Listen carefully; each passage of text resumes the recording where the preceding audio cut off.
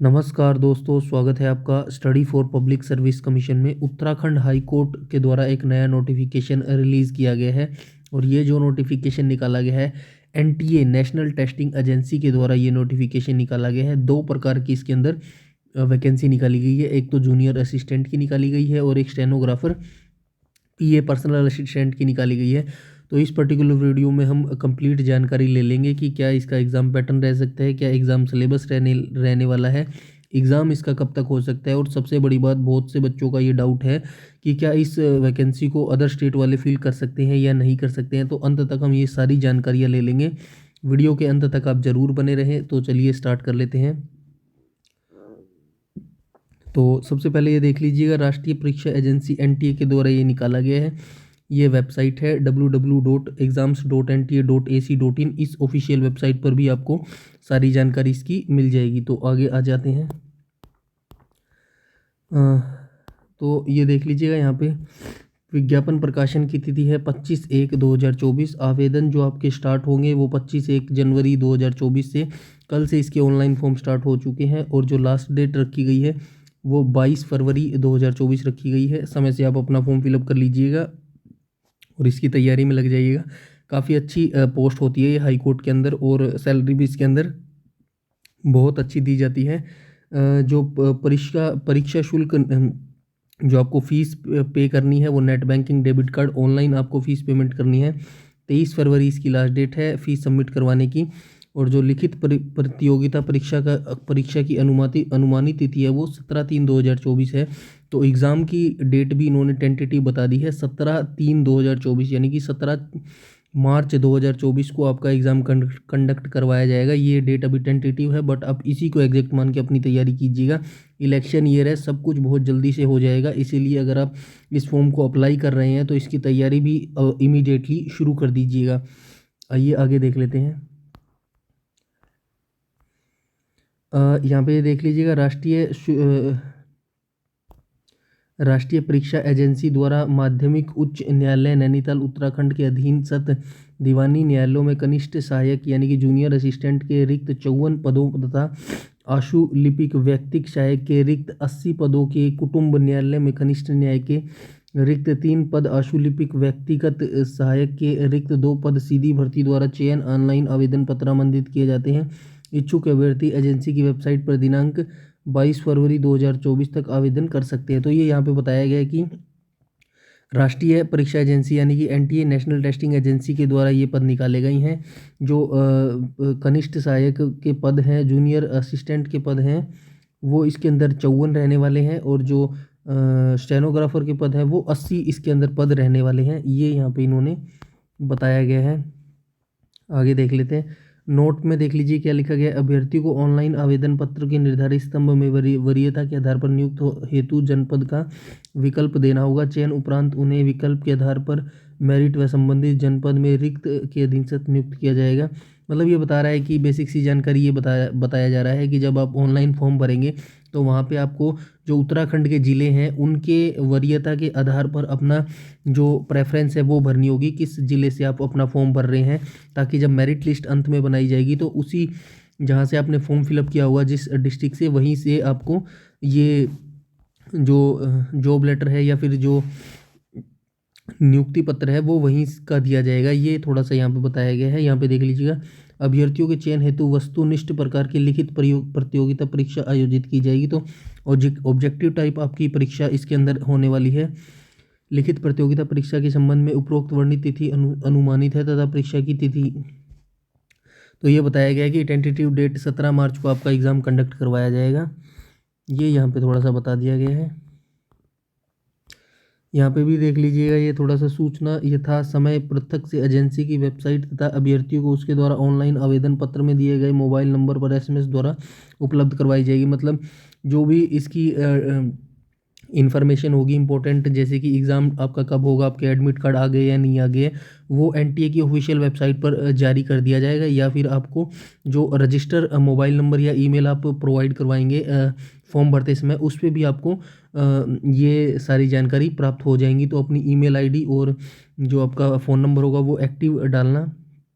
अभ्यर्थी अपने प्रवेश पत्र एजेंसी की वेबसाइट से ही डाउनलोड कर सकेंगे। एजेंसी द्वारा डाक के माध्यम से प्रवेश पत्र नहीं किए गए तो एनटीए की वेबसाइट से आप अपने एडमिट कार्ड डाउनलोड कर पाएंगे। ये थोड़ी सी जानकारी यहाँ पे बताई गई है बेसिक सी। तो यहाँ पे वैकेंसी देख लीजिएगा, वैकेंसी कितनी आई है। यहाँ पे पद नाम देख लीजिए, कनिष्ठ सहायक यानी कि जूनियर असिस्टेंट की पोस्ट है। और ये थोड़ी सी जिला वाइज वैकेंसी दी गई है, मतलब किस डिस्ट्रिक्ट में कितनी वैकेंसी दी गई है ये थोड़ा सा यहाँ पे ये बताया गया है कि किस ज़िले में कितनी वैकेंसी दी गई है। तो यहाँ पे थोड़ा सा टाइम ज़्यादा लग जाएगा अगर मैं इनको डिस्कस करूँगा। तो ये आप डिटेल से नोटिफिकेशन में टेलीग्राम पर शेयर कर दूँगा, वहाँ से देख लीजिएगा। मैं थोड़ा सा बस ये बता दूँगा आपको कि किस ज़िले में वैकेंसी निकली है, ये देख लीजिएगा। अल्मोड़ा के अंदर वैकेंसी निकली है, ये जूनियर असिस्टेंट की वैकेंसी है। पे लेवल सबका सेम रहने वाला है। ये देख लीजिएगा, बागेश्वर में निकली है वैकेंसी कनिष्ठ सहायक की, चमोली। इन सभी डिस्ट्रिक्ट से आप भर सकते हैं। जो भी डिस्ट्रिक्ट आप प्रेफरेंस देना चाहेंगे वहाँ से आपको फॉर्म भरना होगा। चंपावत, देहरादून, हरिद्वार, नैनीताल, काफ़ी सारे डिस्ट्रिक्ट दिए गए हैं यहाँ पे। ये जो भी डिस्ट्रिक्ट आप चूज़ करना चाहे वहाँ से आप अपना फॉर्म भर सकते हैं और आपको प्रेफरेंस देनी होगी है किस ज़िले से आप अपना फॉर्म भर रहे हैं। तो ये आप देख लीजिएगा डिटेल से किस ज़िले से आप भरना चाहते हैं, अदरवाइज़ वीडियो काफ़ी लंबा हो जाएगा। तो ये यहाँ पे देख लीजिएगा।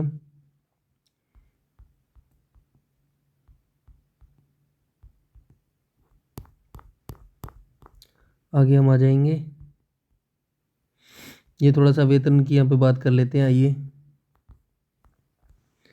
वेतनमान जो है आपको 21,700 से लेके 69,100 रुपये मिलने वाला है। लेवल 3 की नौकरी है। पद का स्वरूप देख लीजिएगा, स्थायी, अस्थायी एवं अंशदायी पेंशन युक्त आपकी ये जॉब रहने वाली है। आयु सीमा की बात करें तो 21 से 35 वर्ष इसके अंदर आयु मांगी गई है।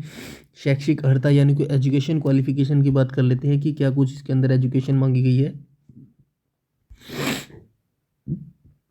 ये देख लीजिएगा, भारत में विधि द्वारा स्थापित किसी विश्वविद्यालय से स्नातक उपाधि या उसके समतुल्य मान्यता प्राप्त अर्हता, मतलब आपने कोई भी डिग्री की है, ग्रेजुएशन डिग्री की होनी चाहिए, किसी भी स्ट्रीम से की है, बीए से की है, बीएससी, बीकॉम, कुछ भी किया है तो आप अप्लाई कर सकते हैं।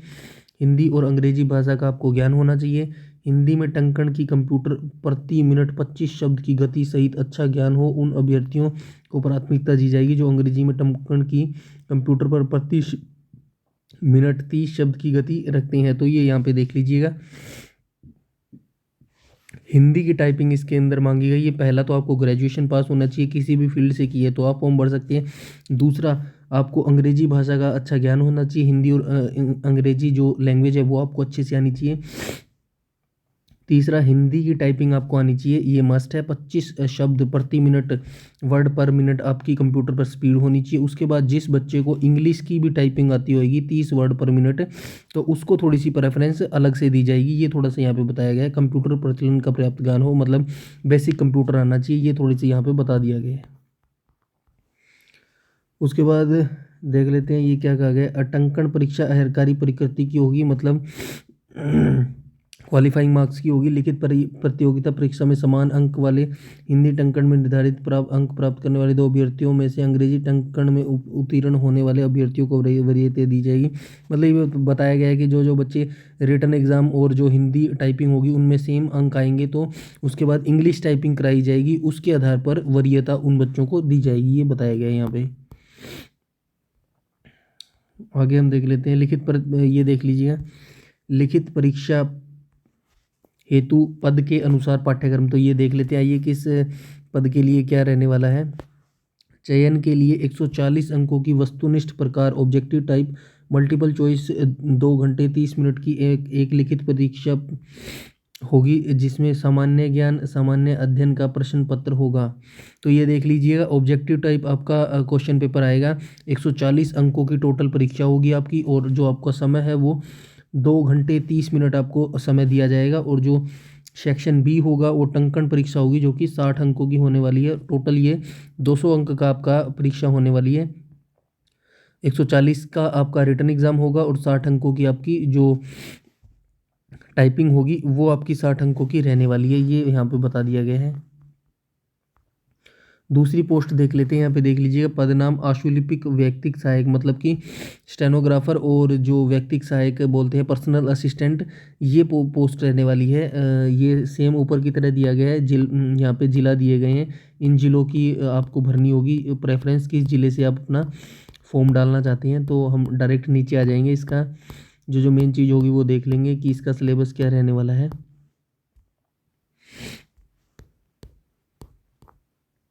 ये यहाँ पे देख लेते हैं, आइए यहाँ से देख लेते हैं इसका जो वेतनमान रहने वाला है। यहाँ पे देख लीजिएगा वेतनमान 29,000 से लेके 92,000 तक ये आपको सैलरी इसके अंदर मिलने वाली है।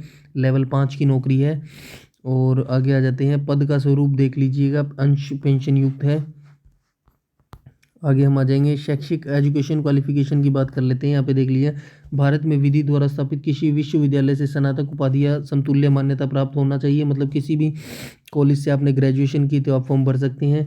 सेकंड देख लीजिएगा, हिंदी और अंग्रेजी भाषा का अच्छा ज्ञान होना चाहिए। और तीसरा, हिंदी आशुलिपि में प्रति मिनट 80 शब्द की गति तथा हिंदी में टंकण की कंप्यूटर पर प्रति मिनट 25 शब्द की गति सहित अच्छा ज्ञान हो, मतलब आपका जो शॉर्ट हैंड स्पीड है वो 80 वर्ड पर मिनट होना चाहिए। और हिंदी में ही आपकी जो कंप्यूटर टाइपिंग स्पीड है वो 25 वर्ड पर मिनट होनी चाहिए। ये यहाँ पे बताया गया। उन अभ्यर्थियों को प्राथमिकता दी जाएगी जो अंग्रेजी आशुलिपि में प्रति 80 शब्द की गति तथा 35 शब्द की गति रखते हैं। तो ये थोड़ा सा बताया गया है कि भाई प्रेफरेंस उन बच्चों को थोड़ी सी ज़्यादा दी जाएगी जो बच्चे इंग्लिश में भी शॉर्ट हैंड कर सकते हैं और इंग्लिश में कंप्यूटर टाइपिंग कर सकते हैं, जिनकी स्पीड 35 वर्ड पर मिनट होगी, उनको थोड़ी सी प्रेफरेंस दी जाएगी। फोर्थ पॉइंट में कहा गया कंप्यूटर प्रचलन का मतलब कंप्यूटर बेसिक आना चाहिए आपको, ये यहाँ पे बताया गया है। और ये अधिमान वही बताया गया है ऊपर वाली चीज़ की भाई प्रेफरेंस किन बच्चों को दी जाएगी, जो जो दो समान अंक वाले बच्चे होंगे उनको प्रेफरेंस किन को दी जाएगी, मतलब वही है जो इंग्लिश में शॉर्ट हैंड टेस्ट और टाइपिंग करके दिखाएगा उसको वरीयता पहले जाएगी। क्वेश्चन पेपर की बात कर लेते हैं। यहाँ पे देख लिए, चयन के लिए 140 अंकों की वस्तुनिष्ठ प्रकार की objective type multiple choice question की आपकी परीक्षा होगी। 2 घंटे 30 मिनट का आपको लिखित परीक्षा आयोजित होगी, जिसमें सामान्य ज्ञान और सामान्य अध्ययन का प्रश्न पत्र होगा। तो उत्तराखंड जीके और जो जीएस होगी उसका जो आपका पहला पेपर होने वाला है। सेकंड होगा टंकण आशुलिपि परीक्षा 60 अंकों की होगी, तो ये भी आपका टोटल 200 नंबर का होने वाला है। आई होप आप समझ गए होंगे। नेक्स्ट हम देख लेंगे लिखित परीक्षा। ये देख लीजिएगा, यहाँ पे मिनिमम क्राइटेरिया भी सेट किया गया है। सामान्य और ओबीसी श्रेणी के अभ्यर्थियों को 45% तथा अनुसूचित जाति और अनुसूचित जनजाति श्रेणी के अभ्यर्थियों को 35% अंक लाना अनिवार्य है। तो ये एक मिनिमम क्राइटेरिया सेट कर दिया गया है। जो सामान्य वह ओबीसी के बच्चे हैं उनको 45% मिनिमम अंक लाने अनिवार्य हैं, और जो अनुसूचित जाति और अनुसूचित जनजाति के बच्चे हैं उनके लिए 35% अंक लाना अनिवार्य है। ये एक मिनिमम क्राइटेरिया है। अगर आपके अंक इससे भी कम आते हैं तो आपको फेल कर दिया जाएगा, ये यहाँ पे थोड़ा सा बता दिया गया है। नेक्स्ट देख लीजिएगा, यहाँ पे लिखा गया है लिखित प्रतियोगिता परीक्षा पत्र का मूल्यांकन प्रत्येक सही उत्तर एक का 1 अंक व प्रत्येक गलत उत्तर हेतु 1.4 ऋणात्मक अंक दिया जाएगा। तो ये यहाँ पे बताया गया है कि एक प्रश्न 1 अंक का होगा और इसमें नेगेटिव मार्किंग भी रखी गई है। कितनी नेगेटिव मार्किंग रखी गई है, तो ये रखी गई है 1/4 नेगेटिव मार्किंग रखी गई है, यानी कि 0.25 नेगेटिव मार्किंग रखी गई है। अभ्यर्थियों को लिखित परीक्षा का प्रश्न बुकलेट परीक्षा के पश्चात अपने साथ ले जाने की अनुमति दी जाएगी, मतलब क्वेश्चन पेपर है जो वो अपने साथ लेके जा सकते हैं। उसके बाद देख लेते हैं लिखित परीक्षा के OMR ट्रिप्लिक में होंगे। उत्तर पत्रक की द्वितीय प्रति अलग से, ये थोड़ी सी बेसिक सी जानकारी है, आपके काम की कोई चीज़ नहीं है। यहाँ पे देख लेते हैं क्या लिखा गया है। प्रत्येक प्रश्न के 4 विकल्प होंगे। यदि अभ्यर्थियों किसी प्रश्न का एक से अधिक उत्तर देता है तो इसे गलत माना जाएगा। यदि अभ्यर्थी द्वारा कोई प्रश्न हल नहीं किया जाता है तो उसका कोई अंक नहीं काटा जाएगा। व्हाइटनर का उपयोग किसी का, वही बेसिक सी जानकारी आपको पता ही होगी।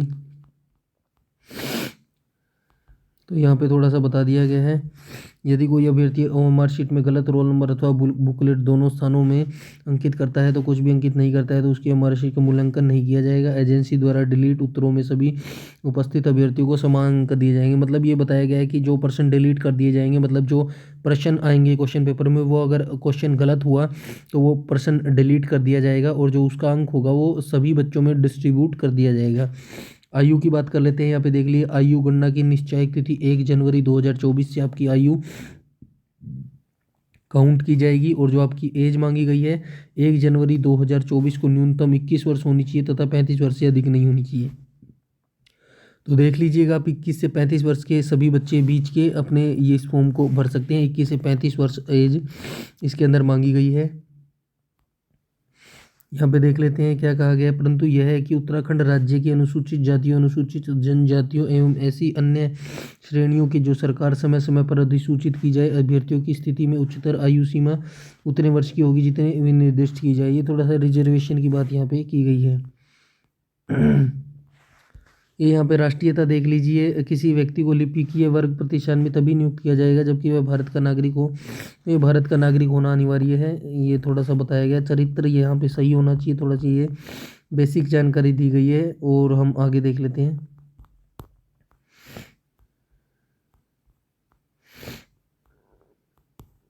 ये आरक्षण की बात की गई है, यहाँ पे रिजर्वेशन किन किन को दिया जा रहा है, ये बेसिक सी जानकारी आपके काम की चीज़ नहीं है।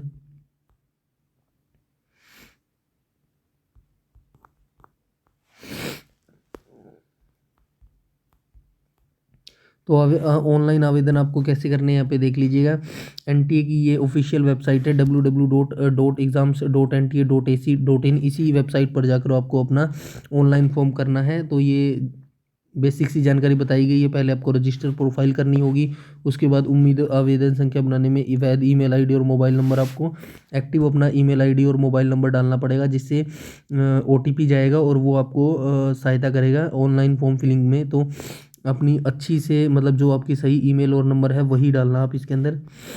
ये थोड़ी सी बताई गई है। ये फ़ोटो का साइज़ कितना होना चाहिए यहाँ पे देख लीजिएगा, इसी के अकॉर्डिंग आप अपनी फ़ोटो वगैरह अपलोड कीजिएगा।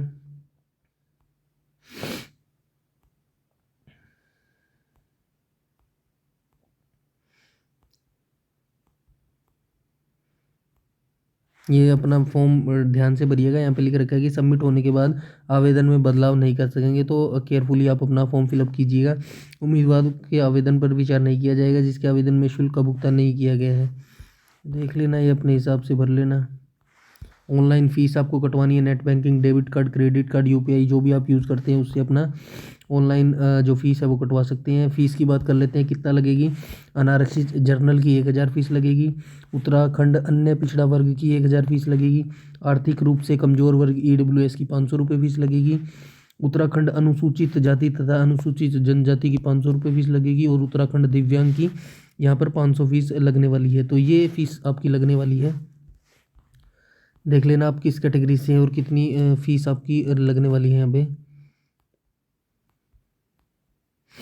ये थोड़ा सा देख लेते हैं। आवेदन पत्र भरने से पूर्व निम्न महत्वपूर्ण निर्देश एवं शर्तों को पढ़े। आवेदन पत्र सावधानीपूर्वक भरना एक महत्वपूर्ण कार्य है। अभ्यर्थी पद के लिए निर्धारित न्यूनतम शैक्षिक अर्हता, आरक्षण की श्रेणियां, उपश्रेणियां आदि को सावधानीपूर्वक पढ़कर ही आवेदन पत्र भरें, क्योंकि ऑनलाइन आवेदन पत्र में बिना प्रमाण पत्रों संलग्नों के संरीक्षा की जानी संभव नहीं है।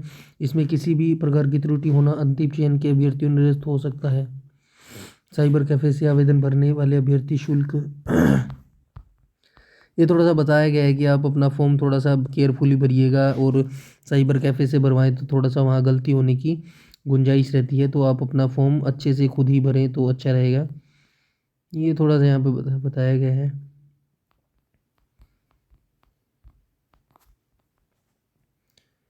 तो ये बेसिक सी जानकारी थी इस नोटिफिकेशन में। यहाँ पे ये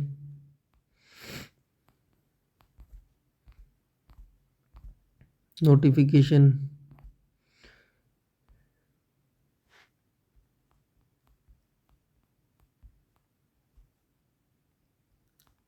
परीक्षा केंद्रों की सूची यहाँ पे देख लीजिएगा। इन शहरों को आप चूज़ करते हैं, मतलब जो आप चूज़ करेंगे वहीं आपका सेंटर आने वाला है। आपको अल्मोड़ा, रानीखेत, चंपावत, पिथौरागढ़, नैनीताल, हल्द्वानी, रुद्रपुर, खटीमा, बागेश्वर, पौड़ी, श्रीनगर, कोटद्वार, गोपेश्वर, टिहरी, रुद्रप्रयाग, उत्तरकाशी, ऋषिकेश, देहरादून, हरिद्वार, रुड़की। तो इतने एग्ज़ाम सिटी रहने वाले हैं।